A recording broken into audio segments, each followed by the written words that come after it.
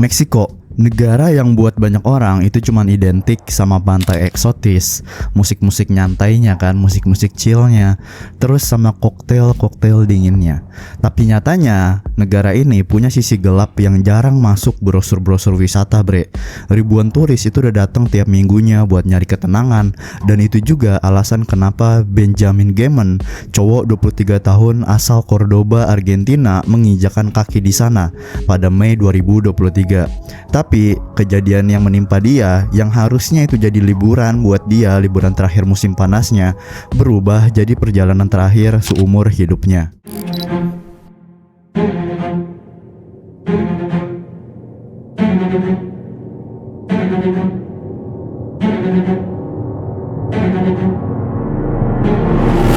Benjamin Gemen. Benjamin ini adalah seorang anak bungsu dari 8 bersaudara dan pemain rugby di klub Tala. Awalnya tuh dia ke Meksiko bareng teman-temannya bre, Santiago Lastra dan pacarnya Macarena Gonzalez. Mereka tuh sempat mampir di Tulum dan Benjamin sempat kerja sebentar di sana sebagai pelayan, ngumpulin duit terus lanjut ke Oaxaca. Tanggal 11 Mei mereka tuh nyebrang ke pulau Cacachua. Di kapal mereka ketemu pria bernama Cruz Irving Martinez Flores yang ngakunya sebagai instruktur selancar. Dia tuh sok-sok ramah gitu, bilang kalau mereka butuh apapun dia orangnya. Dan hari itu terjadi terlalu normal. Besoknya nih sekitar jam 2 siang mereka makan di restoran dan ngeliat Martinez mondar-mandir.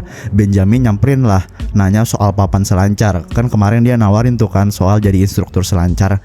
Tapi tatapan yang ternyata Benjamin dapat itu bukan tatapan orang yang mau jualan gitu, tapi malah tatapan yang dingin, tajam, dan kayak mau ngomong, "Lu itu musuh gua." Setelah mereka keluar, Martinez tiba-tiba nyerbu sambil bawa parang bre.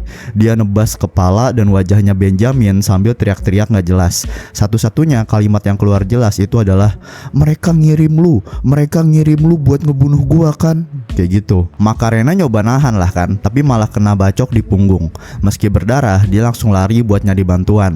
Santiago juga diserang, lengannya sobek, pergelangan tangannya pun patah.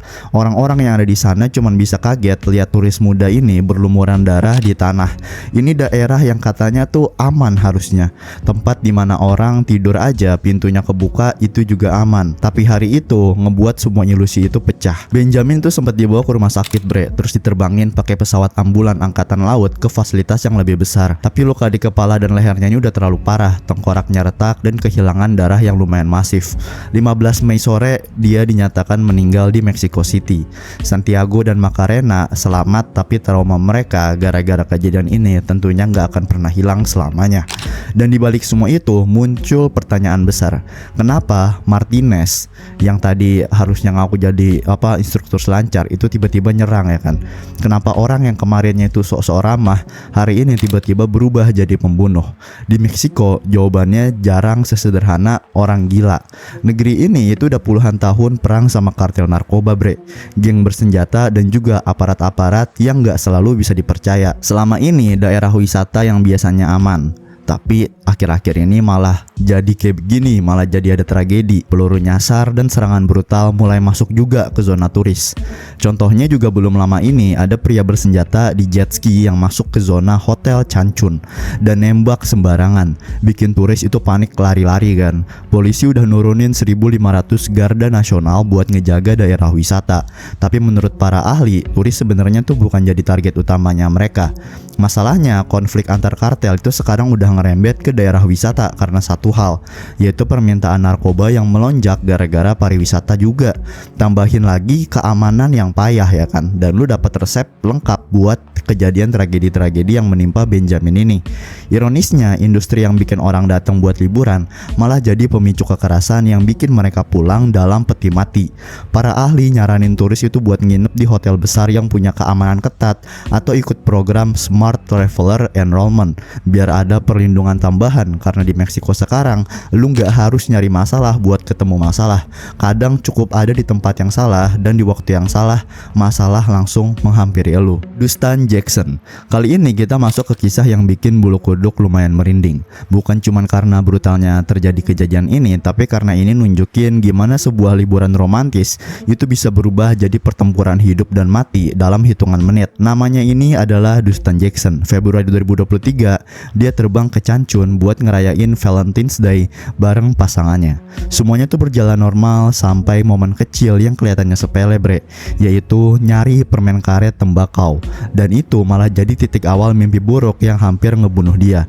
Hari itu sebelum penerbangan pulang ke Salt Lake City, Dustan nyoba beli chewing tobacco di bandara. Kayak apa, tembakau-tembakau yang dikunyah gitu loh. Nyari tuh dia di bandara, nggak ketemu. Oke, nggak masalah kan. Dia pesen taksi terus mampir ke pom bensin lokal, nggak ada juga. Sopir taksi bilang kalau dia ini tahu tempat lain yang pasti jual.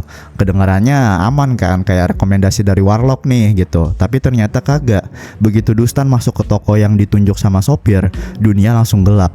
Pukulan keras tiba-tiba di kepalanya bikin dia ambruk, nggak sadarkan diri. Waktu melek lagi, dia udah ada di tempat yang entah di mana. Luka parah, barang-barangnya hilang, dan tubuhnya berlumuran darah. Si penculik nggak cuman mau ngerampok, dia nyoba nyayat tendon tangan dan kaki Dustan biar nggak bisa jalan atau bahkan selamat. Lebih gilanya lagi, dia nyoba motong kakinya bre. Tendon Achillesnya itu meleset, tapi bagian bawah kakinya nyaris terkelupas total.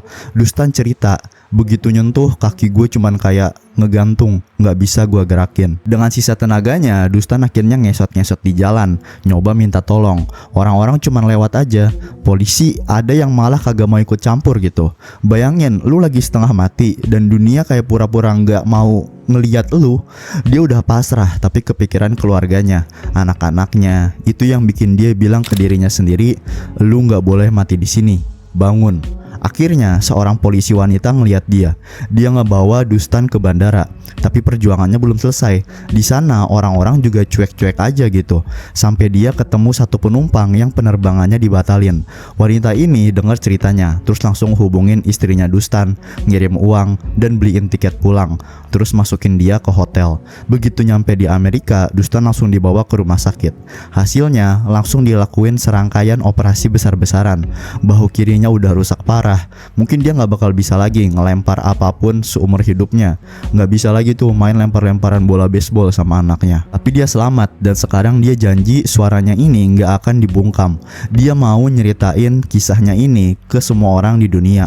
Mau bikin dokumenter dan lagi ngumpulin dana lewat crowdfundingnya buat mulai proyek itu. Buat Dustan, liburan ke Cancun emang udah selesai, tapi perjuangannya baru dimulai. Dan buat semua orang yang dengar kisahnya, ada satu hal jelas. Di Meksiko, kadang ancaman ini nggak datang dari tempat gelap yang lu hindarin, tapi dari pintu toko yang kelihatannya nggak berbahaya sama sekali, bahkan direkomendasiin sama warga-warga lokal. Oktober 2021, Tulum yang biasanya cuman kedengeran di telinga turis sebagai surga tropis berubah jadi latar tragedi bre. Anjali Riot, travel vlogger sekaligus engineer asal San Jose, itu datang ke sana buat ngerayain ulang tahunnya yang ke-30 bareng suaminya. Dia baru sampai itu tanggal 20-an. Unggah foto-foto cerianya di Instagram ya kan. Dan malam itu mampir ke restoran populer La Malquerida. Setelah makan, dia duduk santai di teras ngobrol sama traveler-traveler lain gitu. Semuanya tuh terasa normal aja sampai jam 10.30 malam. Seorang pria tiba-tiba nyelonong masuk kayak lagi dikejar-kejar sesuatu. Detik berikutnya 4 pria bersenjata ikut masuk juga. Mereka nggak ngomong apa-apa, cuman ngelangsung buka tembakan ke sebuah meja. Orang-orang panik, kursi langsung terbalik, gelas-gelas pecah, teriakan bercampur sama dentuman peluru. Anjali duduk yang sialnya di dekat meja, dekat situ gitu, di dekat meja yang jadi sasaran. Beberapa peluru nyasar dan menghantam tubuhnya dan seorang wanita asal Jerman. Anjali tewas di tempat. Korban lain yang wanita Jerman itu dibawa ke rumah sakit tapi meninggal keesokan harinya. 3 orang lain asal Belanda dan Jerman juga kena tembak tapi untungnya selamat. Investigasi kemudian nyambungin penembakan itu ke 2 kartel besar yang berebut penjualan narkoba di Tulum, yaitu Jalisco New Generation Cartel atau CGNG dan Los Pelones, cabang dari Gulf Cartel. Anjali nggak ada hubungannya sama mereka. Dia cuma duduk di meja yang salah di malam yang salah.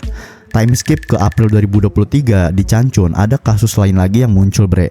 4 mayat ditemukan di sebuah resort. Salah satunya cuman beberapa langkah dari pantai yang biasanya penuh turis pas waktu liburan. David Gregorian yang nginep di Fiesta Americana Condesa lagi jalan santai sama keluarganya. Dia dengar suara letupan tuh. Awalnya ngira kalau ini tuh suara konstruksi gitu kan, tapi dengar pola bunyinya yang pop gitu, bikin dia langsung balik badan dan nyoba menjauh. Yang bikin dia ngeri itu bukan cuman penembakan itu bre, tapi gimana hampir semua turis di sekitar situ nggak tahu apa yang sebenarnya lagi terjadi gitu. Nggak ada sirine, nggak ada pengumuman, nggak ada notifikasi, cuman keheningan yang dipenuhin sama tatapan kebingungan. Sementara di dekat mereka ada 4 jasad yang udah tergeletak ditutup kain. Polisi ngasih hadiah $50.000 buat info keberadaan Flores Aceves alias L15 atau Ray, orang yang mereka curigai terlibat dalam chaos ini. Nama yang udah ada di daftar buruan sejak serangkaian pembunuhan di bar Changchun tahun 2022. Dan itu bukan satu-satunya insiden. Maret 2023, turis asal Amerika Serikat kena tembak di kaki di Puerto Morelos. Nggak jelas tuh motifnya juga. Pelakunya kabur, korbannya untung selamat. Januari 2022, baku tembak ada juga kejadian di Resort Playa del Carmen yang ngebunuh 2 turis Kanada dan ngelukain 1 orang. Bahkan di Hotel Xcaret, perselisihan antara 2 tamu hotel itu bisa aja berubah jadi penembakan yang mematikan. Dan semua ini bikin satu hal yang jelas, kalau pantai Karibia Meksiko mungkin masih terlihat di brosur-brosur pariwisata, tapi di balik foto laut biru dan kursi-kursi santai yang ada di sana, ada risiko yang nyata bre. Karena setiap bulan ada aja berita baru tentang turis yang jadi korban peluru, dan tiap kalinya ngebuat garis antara liburan tropis dan tragedi berdarah jadi makin tipis. Rabu 17 Mei 2023, polisi akhirnya nangkep Cruz Irving Martinez Flores, orang yang ngebacok Benjamin Gamon sampai tewas. Kamera media ngerekam momen terakhir sebelum Martinez ini digiring masuk ke gedung pengadilan buat disidang. Dia dijerat tuh pasal pembunuhan berencana dengan kekerasan berat, dan jaksa ngotot minta hukuman maksimal. Martinez ternyata memang bukan orang lokal Oaxaca, tapi berasal dari Ometepec, negara bagian Guerrero, wilayah yang emang udah lama jadi sarang aktivitas kartel. Motif pastinya itu masih gelap, tapi rumor yang beredar nyambungin dia ke jaringan kartel kecil dan kemungkinan penyalahgunaan narkoba. Ada dugaan dia ini lagi di bawah pengaruh zat waktu nyerang, tapi polisi nggak pernah bisa buktiin secara resmi. Habis sidang awal, Martinez dipindahin ke penjara keamanan tinggi Miahuatlan de Porfirio Diaz, fasilitas yang bisa nampung 2.500 napi dan biasanya diisi sama pengedar narkoba kelas berat dari Ciudad Juarez. Sementara itu, keluarganya Benjamin di Argentina jelas ngerasa hancur banget. Kakaknya Facundo itu bikin pernyataan resmi yang gak cuma nyampein kabar dukanya, tapi juga rasa sakit karena harapan mereka buat mukjizat itu gak kesampaian. Terima kasih udah nungguin kita, terbanglah tinggi Torito, kita bakal ketemu lagi. Kami sayang kamu, tulis Facundo ngewakilin keluarganya di Instagram. Klub rugbynya Tala itu juga gak kalah terpukul. Mereka ngumumin kabar kematian Benjamin dengan nada getir, sambil ngerangkul seluruh keluarga dan komunitas olahraga yang kehilangan salah satu pemain terbaiknya. Pacarnya, Carmelia Martinez, itu posting foto pelukan mesra di pantai. Gambarnya aja udah bikin dada sesek gitu. Kita ngeliat posanya ini udah bikin dada sesek pastinya. Apalagi captionnya yang tertulis, "Halo Tarzan, terima kasih untuk semua cinta ini. Aku mencintaimu sekarang dan untuk 1000 kehidupan lagi." Komentar ucapan bela sungkawa itu langsung ngalir deres bre dari seluruh dunia. Dia akan selalu jadi malaikatmu, turut berduka, semoga kamu temukan kedamaian, tulis salah satunya. Keluarga Benjamin itu ngadain memorial kecil yang dikelilingin temen dekat dan kerabat-kerabatnya. Foto Benjamin dikelilingin bunga, doa-doa mengalir juga. Klub rugbynya juga bikin acara penghormatan, nyeritain prestasinya dan kenangan bareng dia. Akun Instagram Benjamin yang punya lebih dari 5.000 followers itu sekarang udah dinonaktifin, tapi jejaknya di hati orang-orang gak akan pernah hilang. Dalam langkah yang diharapkan bisa menjadi kontribusi, keluarganya nyumbang organ-organnya Benjamin. ginjal, hati, kornea, dan masih nyari penerima yang cocok buat jantung dan paru-parunya. Staf rumah sakit sampai berdiri aplaus waktu tubuh Benjamin ini dibawa keluar. Setelah dikremasi, abunya ditebar di pegunungan Cordoba, tempat favoritnya. Tapi cerita Benjamin ini bukan sekedar tragedi pribadi gitu bre. Ini potret dari luka besar yang lagi ngegrogotin Meksiko. Kekerasan yang makin gak kenal batas. Presiden Andres Manuel Lopez Obrador udah lama dikritik karena dianggap gak cukup keras buat ngelawan kartel. Catatannya tuh suram, 27.478 pembunuhan sejak dia ini mulai menjabat. Banyak polisi dan warga sipil tewas karena aparat yang dikirim ke lapangan itu gak dibekali pelatihan buat ngehadapin kelompok bersenjata. Kamu ngirim anak-anak 18 sampai 19 tahun ke kematian, sekarang mereka beneran mati. Begitu salah satu protes dari publik. Mungkin kartel besar itu nggak selalu terlibat langsung dalam serangan acak ke turis, tapi jelas mereka yang bikin ekosistem kekerasan ini subur bre. Lingkungan udah dikondisiin buat para pelaku kecil nyerang dan menculik turis tanpa takut konsekuensinya. Survei keamanan publik terbaru dari pemerintahan nunjukin lebih dari 70% warga ngerasa kota mereka udah nggak aman. Presiden emang udah mengakui kegelisahan itu, tapi cuman bilang kalau aparat udah siaga dan sedang mencari cara buat mengendalikannya. Kalimat yang kedengarannya hambar kalau udah dibandingin sama darah yang udah tumpah di pasir pantai dan jalan-jalanan Meksiko. Presiden Meksiko Andres Manuel Lopez Obrador tadi itu berdiri di podium dengan kalimat yang kedengarannya manis di permukaan. Negara ini kekurangan kedamaian, tapi kita akan mencapainya. Masalah ini memang sudah dibiarkan tumbuh terlalu lama, tapi kita akan temukan cara untuk menyelesaikannya. Memang kedengarannya optimis gitu, tapi di balik kata-kata itu kenyataannya tetap pahit. Darah masih mengalir di jalanan dan rasa aman cuman jadi barang langka. Amerika Serikat mungkin bukan bagian dari Meksiko, tapi mereka ikut jadi korban utamanya. Dekat secara geografis, terhubung lewat jalur perdagangan dan pariwisata, dan sekaligus jadi pasar terbesar untuk narkoba yang keluar dari tangan kartel Meksiko. Di sisi lain, turis-turis Amerika Serikat itu terus memenuhi Cancun, Cabo, Puerto Vallarta. Beberapa di antaranya pulang dengan foto-foto liburan, sebagian lainnya pulang dalam peti mati atau malah nggak pernah pulang sama sekali. Data nyebut ada sekitar 556 warga Amerika Serikat yang hilang di Meksiko, dan nggak ada yang bisa jamin mereka bakal ditemukan. Ironisnya, jumlah wisatawan Amerika Serikat yang masuk itu justru makin tinggi. Januari 2023, jumlah penumpang antara Amerika Serikat dan Meksiko itu naik 24% dibanding bulan yang sama di 2019. Naik lebih cepat dari destinasi internasional lain bre. Khawatir angka kematian warganya ini makin gila, Departemen Luar Negeri Amerika Serikat ngeluarin peringatan resmi musim panas 2023, yang dimana para turis ini diminta buat ekstra hati-hati di Cancun dan Cabo, bahkan mempertimbangkan ulang rencana ke Puerto Vallarta.